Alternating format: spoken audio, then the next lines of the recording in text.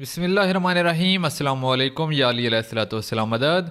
उन्हीं नगराम आज एक नई वीडियो में आप लोगों के साथ हाजिर हूँ और आज इस वीडियो के अंदर मैं अल्लामा ज़मीर अख्तर नकवी साहब के एक और क्लिप आप लोगों के साथ शेयर करने वाला हूँ। लेकिन उससे पहले मैं एक हदीस आप लोगों के साथ शेयर करना चाहता हूँ। ये हदीस है किताब अश-शाफ़ी जिल्द नंबर 1 सफ़ा नंबर 119 पर आपको ये हदीस मिल जाएगी। अब हम शीयों पर बहुत ज़्यादा एक एतराज़ किया जाता है, जितने भी अखबारी शी हैं, कि आप लोग तकलीद क्यों नहीं करते, किसी मुज्तहिद की आप तकलीद क्यों नहीं करते। तो ये हदीस उसके बारे में है कि एक रावी ने इमाम जाबिर सादिक अलैहिस्सलाम से पूछा कि हम पर कभी ऐसे मसाइल पेश किए जाते हैं जिनका जवाब हमको ना कुरान से मिलता है और ना ही हदीस में, बस हम खुद ही गौर करके जवाब दे देते हैं। फरमाया, खबरदार ऐसा ना करना, अगर तुम्हारा क्यास ठीक हुआ तो उसका तुम्हें अजर ना मिलेगा, और अगर तुमने गलती की तो अल्लाह ताला पर झूठ बोला।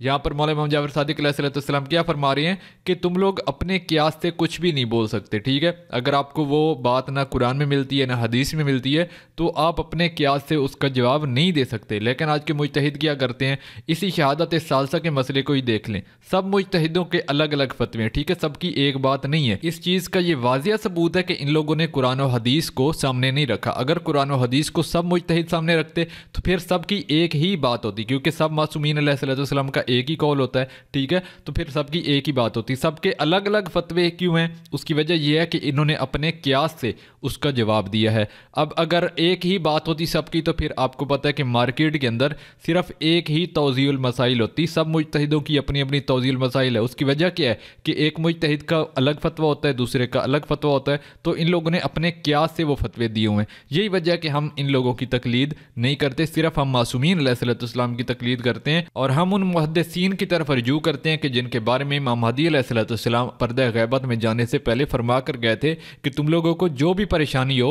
तो तुम लोगों ने मुहद्दिसीन की तरफ रजू करने। मुहद्दिसीन कौन है? वो हैं शेख सजूक साहब, जिन्होंने हदीसों की किताबें लिखी, ठीक है, वो है मुहद्दिसीन। तो चलें, ये थी आज की हदीस। आज की मजलिस जो है उसको शुरू कर लेते हैं। Subscribe to my channel and hit the bell icon so you never miss any video from my मैंने हुक्म दिया सुकरात को गिरफ्तार कर लिया जाए। गिरफ्तार कर लिया गया सुकरात, हिरासत में लेकर चले वही इशारा जहाँ मैं चल रहा हूँ, एथेंस का बाजार, उसे लेके चले। अब वो जगह मुझे देखनी है जहाँ उसे कैद करके ले जाएंगे। जिस रास्ते पे ले गए मैं इसी तरह मुशाहिदा करता हूँ, देखता हूँ, फिर पढ़ता हूँ, मुझे इसमें मजा आता है। चला मजमा बढ़ता चला, सुकरात गिरफ्तार हो गया। यूनान का सबसे बड़ा फलसफी गिरफ्तार हो और सुकरात के आंसू हैं। कुछ लोग आगे बढ़े जो उसके मिशन से जल रहे थे। जब तुम रो रहे हो और पछतावा है तो फिर ऐसी बात क्यों की कि तुम्हें गिरफ्तार होना पड़ा और मौत की सजा तुम्हें दी गई? का अहमक हो, मैं अपनी गिरफ्तारी पे नहीं रो रहा। का फिर क्यों रो रहे हो? का जब ये मुझे कैदी बनाकर चले तो मैंने शाम के बाजार में एक जवान आबिद कैदी को देखा, सैयद सज्जाद का फलाए पढ़ता हुआ सुकरात कैद खाने की तरफ चला। सजा क्या है? जहर का प्याला पीना है। ये सजा थी यूनान। जहर का प्याला रख दिया जाता था, ये पी ले। कोई कैद खाना ऐसा नहीं कि उसमें ताले पड़े, खुला हुआ। सारे शागिर्द आए, का उस्ताद दूसरे मुल्क भाग चले। कहाँ जा सकते हैं? ये सज़ा क्यों कबूल करें हम यूनान के बादशाह? कहाँ जा सकते हैं? लेकिन यूनान की तारीख लिखेगी सुकरात झूठा था, भाग गया, मिशन को नुकसान पहुँचेगा। भागना आसान है। देखिए, अगर कोई अपना मिशन तेजी से चला रहा है और उसे सच्चा साबित कर रहा है, अगर वो शहर छोड़ जाए बदनामी की बात है। लेकिन मोहम्मद तो अल्लाह के हुक्म से जा रहे हैं, इसलिए कहा अली को छोड़ दो ताकि मोहम्मद सच्चे रहे। ये हक है, अली हक है। आए थे हक जमने के लिए है, बातिल भागने के लिए। अगर अली को न छोड़ते तो साबित होता हक चला गया। हक ये हक अली को कहा है, मोहम्मद ने ये नहीं कहा मैं हक, अली हक है। अरे भाई समझो ना, कोई एक तरीके से दौड़ी का जिधर जिधर अली जाएगा उधर उधर हक जाएगा। ना ना ना, मैं भागूंगा नहीं।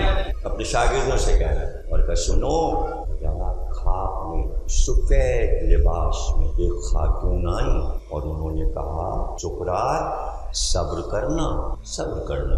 तो मैंने उनसे कहा हाँ, मैं सब्र के मानी जानता हूँ। कायनात में जैसा सब्र हुसैन करेंगे कोई नहीं कर सकता, इसलिए मैं भी साबिर हूँ। यूनान पूरी अदादारी हुसैन का सफर है। आज से 3000 बरस पहले तहजीबें सिर्फ इतनी मशहूर है, मिस्र, रोम, यूनान, सबकी तारीख अदादारी से जुड़ी हुई है। لیکن زندہ آزاداری صرف یہ آج کا یونان لکھنؤ، دیکھیے اس کا نشان نہیں مٹے گا۔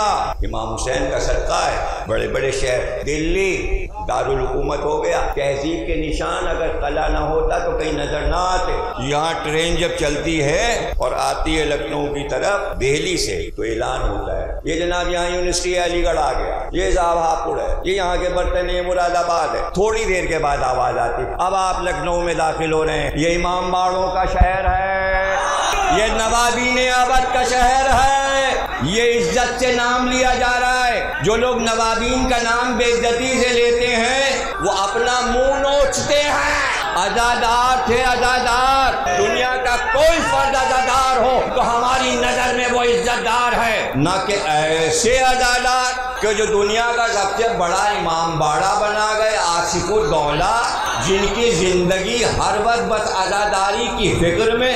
یہی ادھر پول غلام حسین کے وہاں پہ کمہار رہتا تھا، مٹی کے برتن بنا، غریب آدمی، 4 بیٹیاں، غریب آدمی، اور وہاں یہ تھا کہ گونا ہوتا تھا، بیٹی لینے کے لیے اتنے پیسے دو تو شادی کرے، وہ غریب روتا تھا 4 بیٹیاں شادی کہاں سے؟ کوئی پڑوس میں آیا کہ کیوں رو رہا ہے؟ کہ 4 بیٹیاں ہیں، شادی کہاں سے کروں گا، مٹی کے برتن ہی تو بیچتا ہوں۔ اس نے کہا دیوانے، اب کی جب محرم آئے شب عاشور، پکے پل پہ ایک تعزیہ رکھ لینا اور حسین سے کہنا 4 بیٹیوں کی شادی ہو جائے گی۔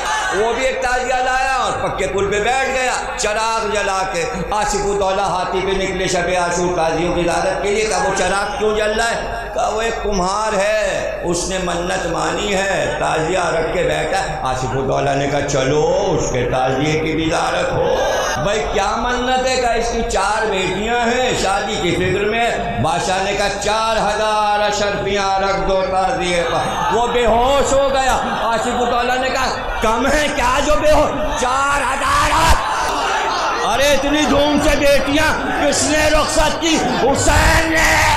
دیکھیے یاد رکھیں، یہ جو اخبارات لکھ دیتے ہیں نواب واجد علی شاہ، جب آپ شاہ لکھ رہے ہیں تو نواب کیوں لکھ رہے ہیں؟ نواب کے معنی ہے نائب، نواب یعنی بادشاہ کا نائب۔ نواب کو کیا سمجھ؟ وہ جو سوتا رہے ہر وقت عیش کرے وہ نواب، نائب بادشاہ کا نائب۔ چونکہ صوبہ اودھ مغل بادشاہ کا نائب، برہان الملک، صفدر جنگ، یہ سب نائبین ہیں، یعنی گورنر، صوبے دار، وزیر اعلیٰ، اس لیے نواب کہتے ہیں۔ آپ جناب علی، شجاع الدولہ نواب نائب، آصف الدولہ نواب نائب، سعادت علی خان نائب نواب، غازی الدین حیدر نائب۔ جیسے ہی نصیر الدین حیدر آئے انہوں نے منت مانی بادشاہ ہو جاؤں۔ مولا اگر بادشاہ ہو گیا تو عزاداری 10 دن کی بڑھا کے 40 دن کر دوں گا۔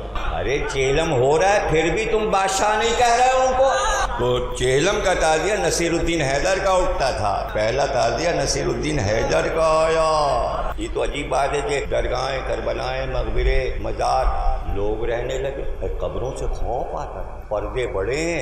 اور حکیم مہدی کے مقبرے میں 4 فیملیاں رہ رہی، اینٹیں گر رہی ہیں، ٹوٹ رہا ہے۔ وہ تو کہیے کہ 40 برس پہلے تصویر خیز کی کتاب میں چھاپ لی تھی، پہچانا بھی نہیں جا رہا حکیم مہدی۔ اس کے اندر مجھے دلچسپی اس لیے کہ انیس کے بھائی اونس کی قبر ہے، اور عظیم الشان مرثیہ میر وحید جن کا مرثیہ ہے کیوں زلزلے میں آگ زمین کربلا کی ہے، یہ مرثیہ لکھا تھا انہوں نے، تو ان کی قبر ہے وہاں۔ اب اس میں لوگ رہ رہے ہیں، درگاہوں میں رہ رہے ہیں۔ جب سیلاب آتا تھا گومتی میں تو سب نصیر الدین حیدر کی کربلا میں سارے ڈالی گنج والے، کربلا میں پانی آ گیا۔ تو دیکھیے پناہ گاہیں بھی ہیں کربلا، لیکن بھائی خیال تو رکھیے نا، توڑ پھوڑ نہ کریں، اینٹیں نہ گرنے دیں، لکھوریاں نہ گرنے دیں، ان کو بنواتے رہیں، لوگوں سے کہتے رہیں یہ یادگاریں ٹوٹے پھوٹے نہ۔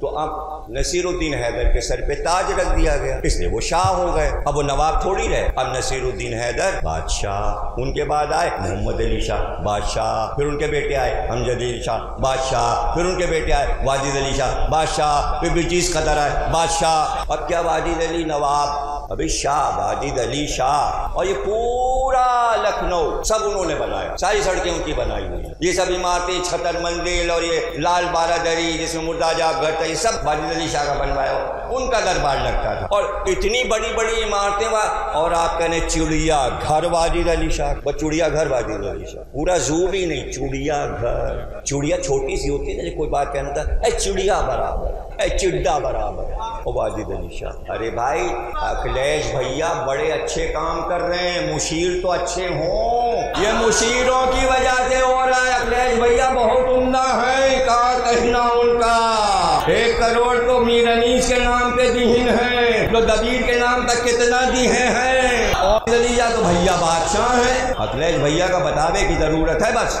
یہ ہم بتائے دیں